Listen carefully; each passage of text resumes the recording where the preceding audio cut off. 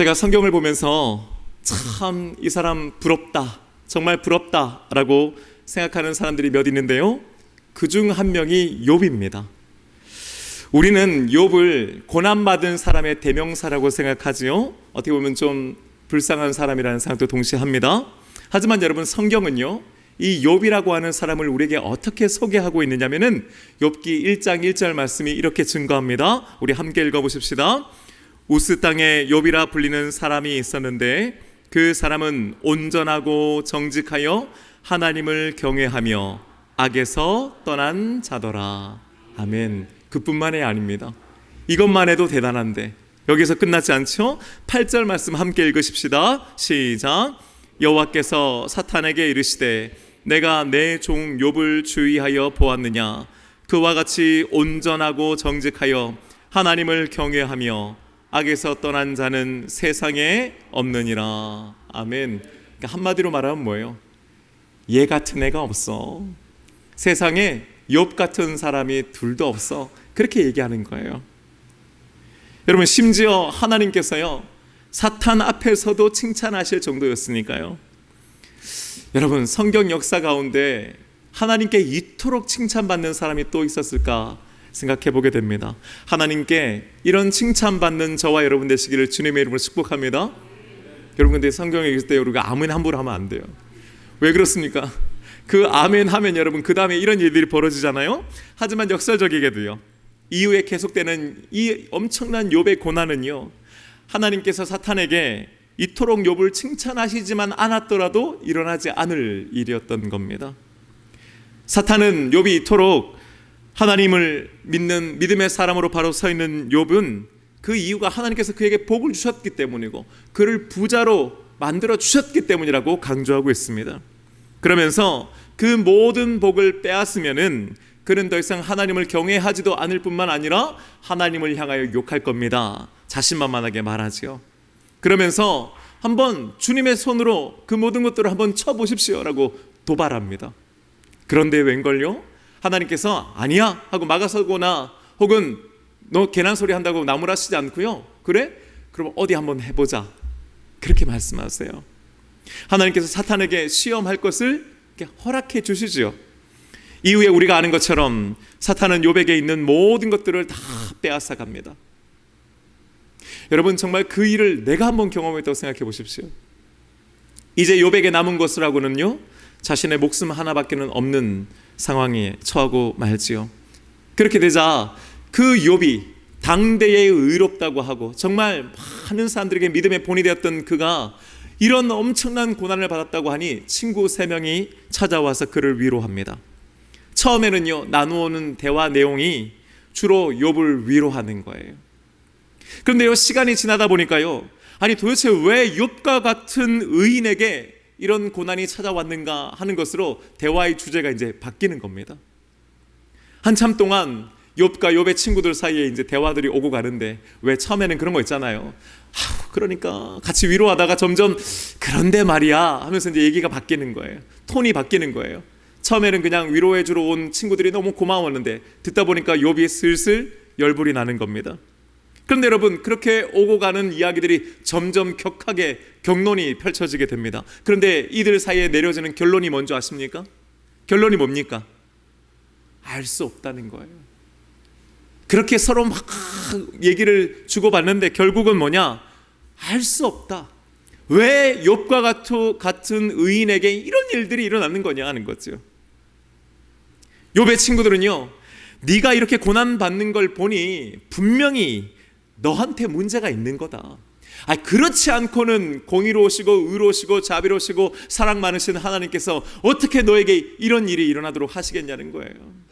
그러니까 하나님은 그런 분이시기 때문에 너에게 일어나는 이 일은 반드시 이유가 있다라고 몰아세우기 시작하는 겁니다. 하지만 욥이요, 만만치 않습니다. 아니라는 거예요. 자신은 잘못 없다는 겁니다. 여러분, 듣기에 따라서는 좀 우리가 이 욥의 대답에 대해서 좀 이렇게 선뜻 받아들이기 어려울 정도로, 사실은 바꿔 말하면 뭐예요? 그만큼 그 자신에게 일어난 일들에서 욥은 억울했던 거예요. 어쩌면 정말 그 이유를 알고 싶었던 사람은 그 친구들이 아니라 바로 욥 자신이었습니다. 왜 그렇습니까? 자신의 인생이잖아요. 친구들이야 남의 얘기지만은 자신에게 일어난 이 일은 정말 온전히 자신의 인생이지 않습니까? 자신의 가족들에게 일어났던 일 아니겠습니까? 하지만 아무리 그가 생각해봐도, 아무리 고민해봐도 내가 이런 고난을 받을 만큼 내가 하나님께 잘못한 것이 없다라고 하는 것이 그의 결론이었습니다. 오늘은요, 물론 그들 사이에서 왜 이런 대화가 일어났고 어떤 대화이고 또 왜 이런 대화가 의미가 있는가, 오늘 제가 그 얘기를 하려고 하는 건 아니에요. 그런데 여러분, 서로 긴 토론을 벌이고 있는 이때에 엘리후라고 하는 한 젊은이가 등장합니다. 그가 욥과 욥의 친구들 사이에서 나누어지는 대화들을 옆에서 조용히 듣고 있어요. 자신보다 훨씬 인생의 연장자들인 그 형님들이 얘기하신데 감히 끼지를 못하는 거예요. 그런데 듣고 있다가 마침내 입을 열어서 자신의 생각을 이렇게 말하는 겁니다.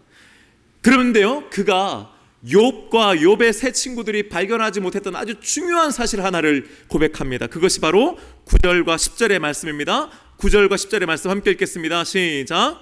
사람은 학대를 많음으로 부르짖으며 군주들의 힘에 눌려 소리치나 나를 지으신 하나님은 어디 계시냐 하며 밤에 노래를 주시는 자가 어디 계시냐고 말하는 자가 없구나. 아멘. 이게 한마디로 쉽게 말하면 뭐냐면요, 지금 욥과 욥의 친구들은 온통 어디에 정신이 팔려 있냐면은 도대체 이 고난이 어디로부터 왔느냐, 이 고난의 원인이 뭐냐, 그리고 그 고난은 도대체 왜 일어나는 것이냐라고 하는 것, 즉 고난과 그 고난의 원인에 온통 신경이 팔려 있죠. 그거에 대해서 서로 옥신각신하는 거예요. 그런데 엘리후는요, 이 고난의 뒤에 계시는 하나님과 그분의 뜻이 무엇인지를 왜 아무도 묻지 않느냐는 거예요. 그게 뭡니까? 오늘 우리가 함께 읽은 본문 말씀처럼 하나님은 밤중에 노래하게 하시는 분이시며 동시에 우리를 연단하시되 지혜 주시는 하나님이시라고 하는 바로 그 믿음의 고백인 줄로 믿습니다. 여러분, 지구에는 낮과 밤이 있지요. 우리는 낮에 열심히 일합니다. 물론 밤에 일하시는 분들도 계시지만요, 대체로 밤이 되면은요, 모두가 집으로 돌아가서 하루의 피로를 풀면서 잠을 청하게 되지요. 낮이 열심히 움직이는 시간이라고 한다면은 밤에는요, 그 모든 것들을 멈춰 서는 시간이라고 할 수 있습니다. 왜 계속 낮이 계속돼서 계속 일할 수만 있다면 좋을 것 같지만 안 그렇지요. 일해서 열심히 돈 벌면 좋을 것 같고 재밌게 돌아다니면 좋을 것 같아도 우리 인생에는 반드시 멈춰 서서 회복하고 충전하는 시간이 필요한 줄로 믿습니다. 그런 면에서 밤은요, 우리에게 또 다른 축복의 시간이고 쉼의 시간이고 은혜의 시간이라고 할 수 있지요. 그러나 밤은 동시에 두려움과 공포의 시간이기도 합니다. 낮에는 태양빛 아래서 모든 것들이 환히 비춰주니까 볼 수 있게 되지요. 분별할 수 있습니다. 어디에 뭐가 있는지 우리는 알 수 있지요. 하지만 밤이 되면요, 불빛이 흐려지고 또 깜깜해지면서 우리가 눈으로 볼 수 있고 구분할 수 있는 것들은 줄어들고 제한됩니다. 제대로 분별할 수가 없다는 말이지요. 낮에는 모든 것들이 드러나고 사람들이 쳐다보기 때문에 우리가 함부로 인생을 살지 못합니다. 남들을 의식합니다. 하지만 밤에는 어떻습니까? 누가 보겠어 하면서 낮에는 하지 않았던 말과 행동들을 우린 밤에 하기도 하지요. 그런 면에서 어떤 면에서 보면 여러분, 낮에도 우리가 물론 죄를 짓지만 밤은 훨씬 우리가 죄 짓기 더 쉬운 시간이라고도 할 수 있습니다. 모든 세상의 악이 밤을 통해서 일어나고 모든 무서운 관계와 계획들이 밤에 시작된다고 말할 수 있습니다. 그런 면에서 밤은요, 무서운 시간이고 두려운 시간이고 또 좋지 않은 시간이기도 한 겁니다. 그런데 여러분, 어디 이 세상에만 낮과 밤이 있습니까? 사람에게도 우리 인생에도 인생의 낮이 있는 반면 인생의 밤이 찾아오곤 하지요. 최근 갑자기 건강이 나빠지신 분들도 있습니다. 직장이 어려워졌거나 이직을 고민하고 계신 분들도 있고요. 내가 원치 않아도 회사를 그만두게 돼야 되는 상황에 빠진 분들도 있습니다. 사업은 또 왜 이렇게 힘들고 어렵습니까? 가정에는요, 근심 걱정이 끊지는 않지요. 여러분, 이번에 명절 때 가족들 다 만나보니까 어떠세요? 다들 행복하게 즐겁게 풍족하게 살고 있습니까? 아마 그렇지 않을 겁니다. 누구는 그렇지만 또 누구는 참 힘들고 어려운 시간을 보내서 어쩌면 명절을 끝내고 돌아오는 마음이 마냥 가볍지만은 않은 것이 어쩌면 우리들의 삶 아니겠습니까? 한마디로 인생에 밤이 찾아오는 것이지요. 어떤 한 연구에 의하면요, 40, 50대의 한국 여성들 대부분이 정도의 차이는 있지만 우울증을 앓고 있다고 그래요. 여러분 진짜 그러세요? 어떠세요? 40, 50대이신 분들, 여성분들, 우리 권사님들, 나이 드신 권사님들은 이제 기억도 잘 안 나시죠? 그랬던 것 같은데, 결혼하고 어때요? 평생 가정 돌보고 남편 뒷바라지하고, 물론 또 직장생활 열심히 하시는 분도 계시지만은 아이들 낳고 키우는 그 모든 것들, 물론 남편들이 도와주면 참 고마운데 안 그런 경우는 참 그 모든 것들을 다 감당하는 것이 쉽지 않죠. 그렇지만 정말 기도하면서 열심으로 그 모든 것들을 해내는데 어느 순간 보면 어때요? 남편은 자신의 커리어를 쭉 쌓아가고 있고 아이들은 자라서 이제 가정을 떠날 때에 그 40대 50대의 여성분들이요, 그 가운데서 뭔가 허전함을 느낀다는 거예요. 다들 열심히 살았고 나도 열심히 사는 거 분명한데 돌아보니까 과연 무엇이 내 손에 남았는가, 나는 누군가라고 하는 고민들을 하게 되는 시기가 바로 그때라고 하는 거지요. 뭡니까? 인생의 밤이 찾아오는 겁니다. 그런데 어디 여성분들만 그렇습니까? 우리 남성들도 마찬가지죠. 제가 목회하면서요, 지금까지 쭉 살펴본 바로 여러분 가장 힘들고 어려운 사람, 가장 인생의 깊은 밤을 경험하는 사람은 다름 아닌 40대 50대 남성들입니다. 제가 특히나 미국에서 목회를 하다가 한국에 들어와서 제가 지금 목장 우리 신방도 다니고 우리 성도님들 개인적으로 만나서 신방해보고 면담해보면은 40대 50대 남성들 중에 행복하다고 생각하시는 분들이 별로 없어요. 많지 않습니다. 다들 말씀들은 안 해서 그렇지만은 직장 생활에서 정말 힘들고 어려운 시간들을 보내고 있고 가정도 여러분 만만치는 않죠. 가장 힘들고 어려운 밤의 시간을 보내는 분들이 저는 바로 그분들이 아닌가 싶은 생각이 듭니다. 우리는 본능적으로 밤을 두려워하지요. 할 수만 있다면 우리 인생 가운데 밤이 찾아오지 않기를 바라고 찾아온다면 그것을 어떻게든 피할 수 있기를 바랍니다. 하지만 여러분, 하나님께서는 우리가 싫어하는 밤도 우리에게 주셨다는 사실을 오늘 이 시간 우리가 깨달아야 하는 줄로 믿습니다.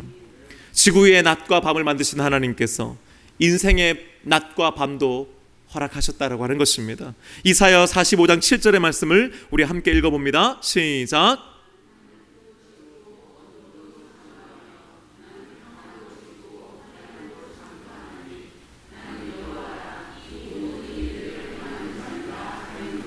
아멘.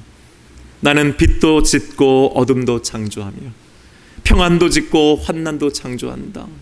왜요? 나는 여호와이기 때문이야. 이 모든 일을 내가 한다라고 말씀하신 줄로 믿습니다. 우리 인생 가운데요, 지금 밤이 찾아오신 분들한테는 이 말씀이 어떻게 보면 참 가혹하고 왜 하나님 꼭 그렇게 하셔야 되는가 라는 생각 들게 할 만합니다. 그렇다면 여러분, 왜 하나님께서는 우리가 싫어하고 피하고 싶어하는 이 고난과 환난의 밤을 허락하십니까? 하나님께서는 분명 우리를 사랑하시고 우리에게 복 주신다고 말씀하셨는데 왜 우리에게는 이런 일이 일어납니까? 특별히 하나님을 아버지로 믿고 사는 우리 믿음의 사람들에게 왜 이런 인생의 밤이 찾아오냐는 겁니다. 자연계에서 밤을 만드신 것은 하나님의 창조의 지혜입니다.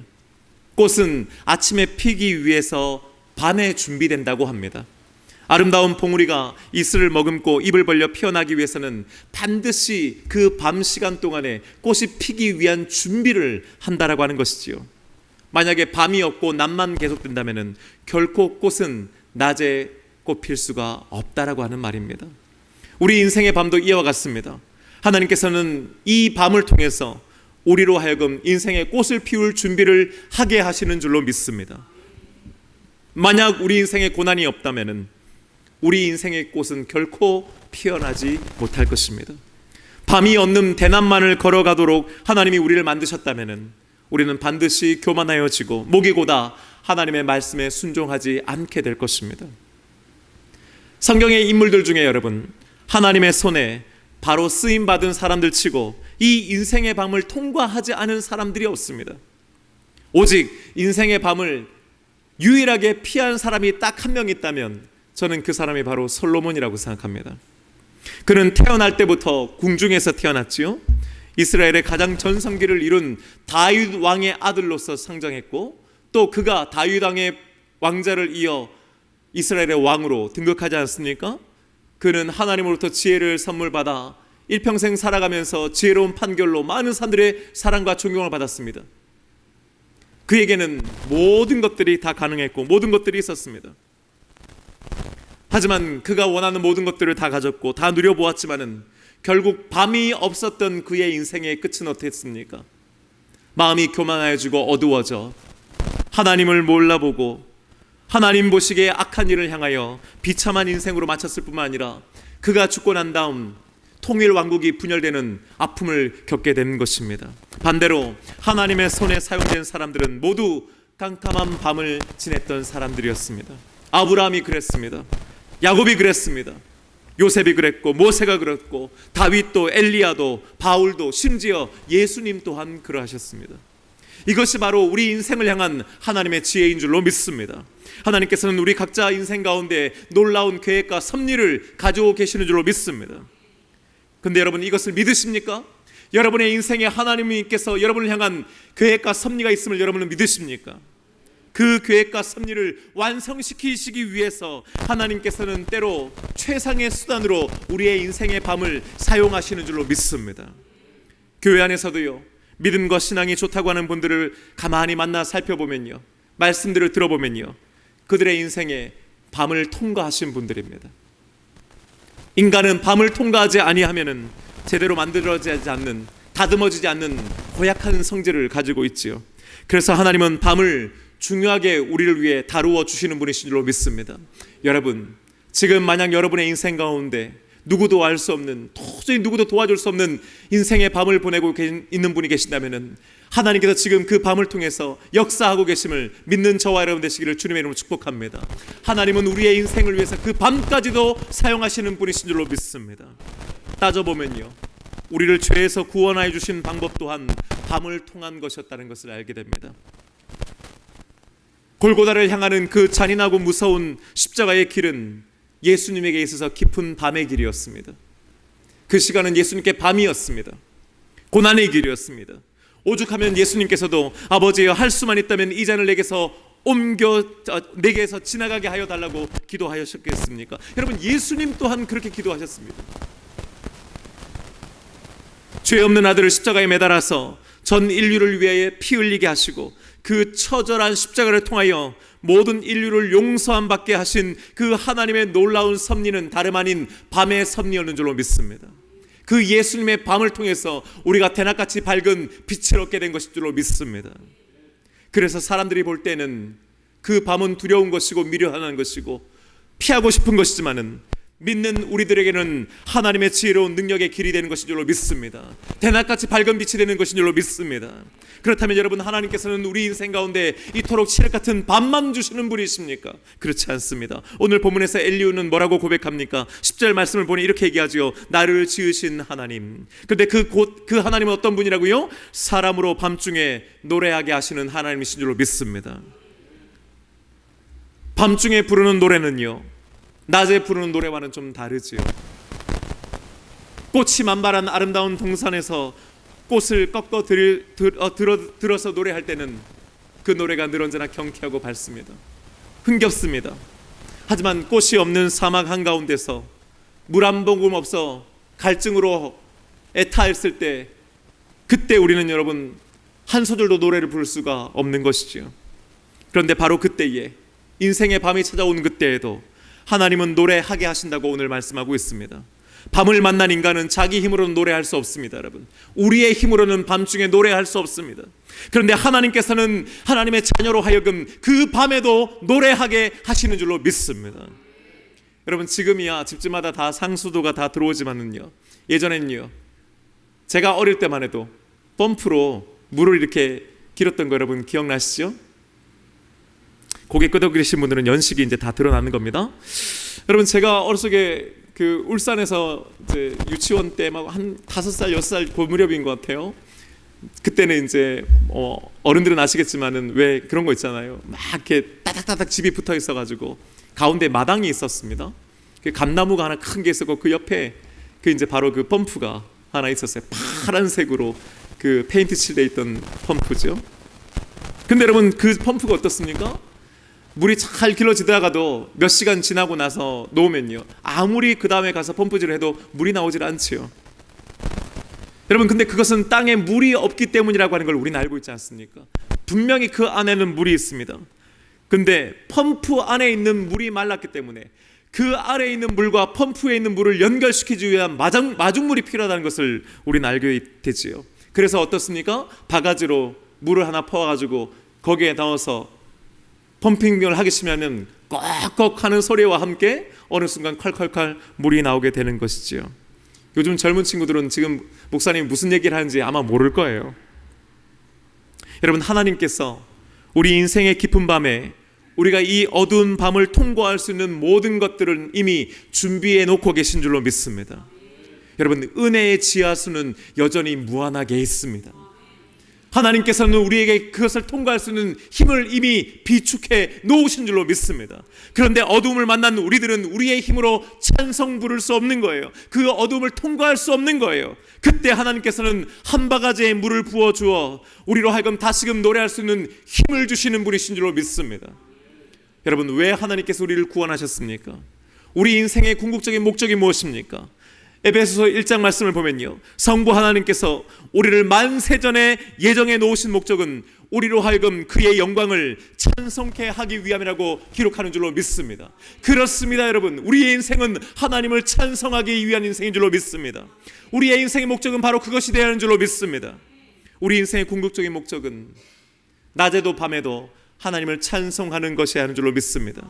우리 모두에게는 하나님을 찬양하고 찬송할 수 있는 힘과 능력과 특권이 있는 줄로 믿습니다. 내가 비록 지금 몸이 아픕니다. 내가 지금 비록 마음이 힘들고 어렵습니다. 내가 지금 영적으로는 나약합니다. 하지만 여러분, 몸이 아파도 마음이 흔들려도 영적으로 흔들려도 우리는 찬양할 수 있는 줄로 믿습니다.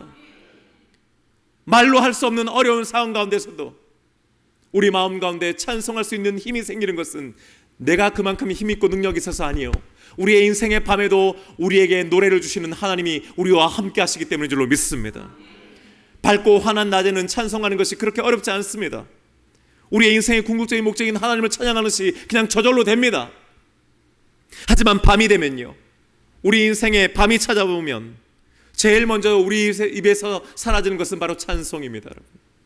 제일 먼저 멈추게 되는 것은 우리들의 노래입니다. 그 찬양의 자리를 한숨과 눈물과 두려움과 원망이 차지하게 되는 것이지요. 하지만 여러분, 하나님께서는 그 와중에도 우리로 하여금 노래하게끔 하시는 분이신 줄로 믿습니다. 하나님과 함께하는 사람은 그래서 찬송할 수 있는 것입니다.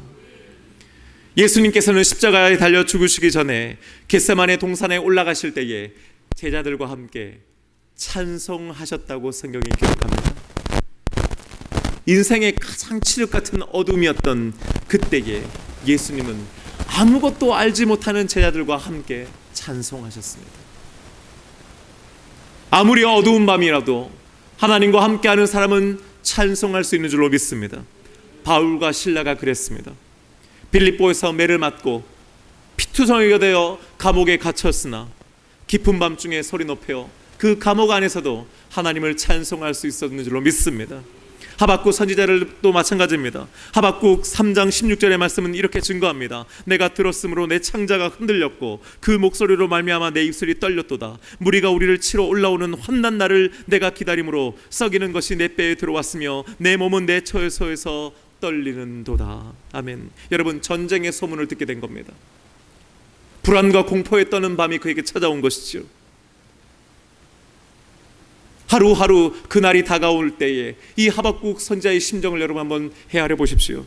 그런데 여러분 17절 말씀 보십시다. 함께 읽겠습니다. 시작.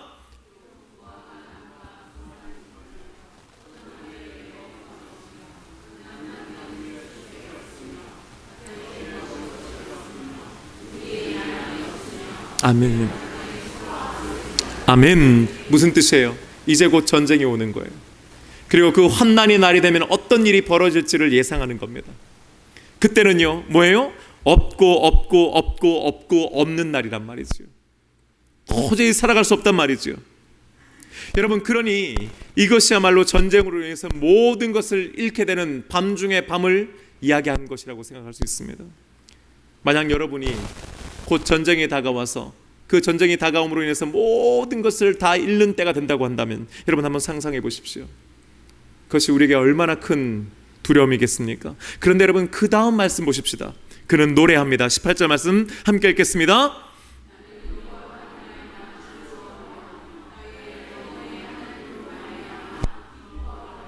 아멘. 인생의 밤중 중에서도 가장 어두운 밤중에라도 나는 하나님을 찬양하겠다고 그가 고백하고 있는 줄로 믿습니다. 그의 힘으로, 그의 의지로, 그의 믿음으로 하는 것이 아닙니다. 하나님께서 그 밤에도 그와 함께 해주시기 때문이요, 그 함께 해주시는 하나님께서 그의 입술에 찬송을 넣어주시기 때문인 줄로 믿습니다. 우리는 때때로 인생의 낮에 하나님을 잊어버리고 살곤 합니다. 여러분, 자녀에게 자전거를 사다 주면요, 아이가 너무너무 기뻐합니다. 왜입니까? 그 자전거 때문입니다. 그것을 사다 준 부모는 별로 생각하지 않습니다. 마음이 온통 자전거에 쏟아져서 불이 나게 그것을 끌고 아마 밖으로 나갈 것입니다. 마찬가지로 우리에게 하나님께서 만약 복만을 주신다면, 은혜만을 주신다면, 환한 밝은 대낮만을 주신다면, 우리는 정작 주신 그것에만 온통 신경이 팔려 그것을 허락하신 하나님을 찾아보지 못할 것입니다. 우리는 그것을 즐기느라 우리의 인생의 대부분을 다 써버리겠지요. 이것이 바로 우리들이 가지고 있는 영적인 약점이고 연약함 아니겠습니까? 자전거에 온통 신경이 팔려서 그것을 사준 부모의 고마움과 그 부모라는 존재 자체를 잊어버리고 밖으로 뛰쳐나가는 그 아이들과 같은 삶을 우리는 살지 않겠습니까? 그런데 그러다가 어느 날 자전거를 도둑맞습니다. 그러면 비로소 그 자전거에 대한 필요에 의해서라도 다시 아버지를 바라보게 되는 겁니다. 또 사달라고 아버지를 찾게 되는 것이지요. 우리도 하나님께서 주신 것들, 우리에게 허락하신 낮이 사라지고 어느 순간 우리의 인생에 밤이 찾아왔을 때에 우리는 그제서야 그 밤중에 만나주시는 하나님을 찾아가게 되는 것입니다. 그 밤에 우리는 하나님을 만나게 되는 것이지요.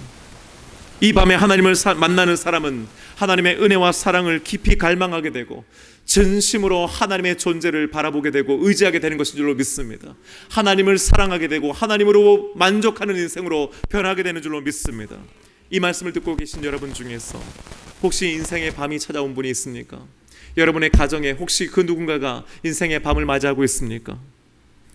왜 나에게 이런 밤이 찾아왔는지, 도대체 언제 낮은 오는 것인지를 한숨 쉬며 기다리고 계십니까? 왜 이 밤이 나에게 찾아왔는지 하는 그 원인을 찾는 것이 아니라 이 밤의 의미를 찾는 저와 여러분 되시기를 주님의 이름으로 축복합니다. 또한 나아가 이 밤이, 이 칠흑과도 같은 밤에 누구도 옆에 없는 것 같고 누구도 이해해주지 못하는 이 어두움을 함께 꼴박 새겨 주시면서 이 밤에 만나주시는 하나님, 그리고 동시에 이 밤에도 우리로 하여금 노래할 수 있도록 은혜 주시는 하나님, 만나는 저와 여러분 되시기를 주님의 이름으로 축복합니다. 기도하십시다. 고마우신 하나님, 추석 명절 지나고 바로 이어지는 이 수요 기도의 저녁 시간에 사랑하는 주의 종들이 말씀과 은혜 또 기도를 사모하여 이 자리로 나오게 하시니 감사합니다. 가족들과 함께 했던 시간을 뒤로하고 주님과 함께하는 시간을 위해 이곳에 있는 줄로 믿습니다. 하나님, 모두가 기쁘고 감사하고 뿌듯한 마음으로 오기도 하였지만은 그 중에는 오히려 가족들을 만나고 나서 마음이 힘들고 어렵고 또 기도의 제목이 생긴 분들도 있을 줄로 압니다. 인생에 밤이 찾아온 이들이 우리 가운데들도 있고 우리 가정에도 있는 줄로 믿습니다. 하나님, 오늘 주신 말씀을 통해서 만약 그런 사람이 있다면은 이 밤에 왜 찾아왔는지가 아니라, 이 밤이 누구 때문인가가 아니라, 누구의 잘못인가를 헤아리는 것이 아니라 이 밤임을 허락하신 하나님을 바라보며 그 의미를 새기게 하여 주시옵시고 이 밤중에도 노래하게 하시는 하나님 만나는 귀한 은혜가 있도록 허락하여 주옵소서. 이 밤중에도 오히려 하나님을 찬양하는 은혜와 믿음 허락하여 주시옵시고 마침내 이 밤이 지나 다시금 환한 낮이 왔을 때 더욱 크게 하나님을 찬양하며 영광 올려드리게 하여 주시옵소서. 감사하며 예수님의 이름으로 기도하옵나이다. 아멘.